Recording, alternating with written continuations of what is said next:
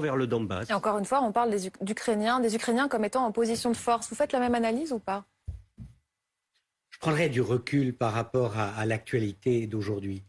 Ce qui me paraît important, c'est qu'on s'installe dans une guerre d'usure longue, où clairement la Russie n'a pas atteint les objectifs qu'elle poursuivait.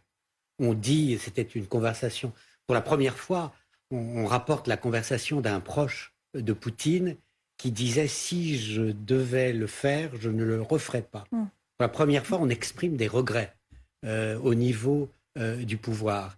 Alors, ce qui est intéressant à suivre, c'est que les objectifs de guerre changent des deux côtés et changent du côté des alliés de l'Ukraine.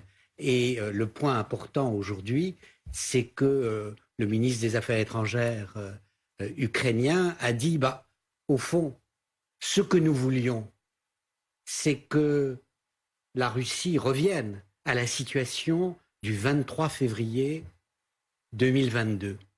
Mais maintenant, comme nous avançons sur le terrain, notre objectif, c'est de revenir à la situation d'avant 2014. Et je crois que c'est dans ce contexte plus général qu'il faut replacer les événements de Kharkiv aujourd'hui.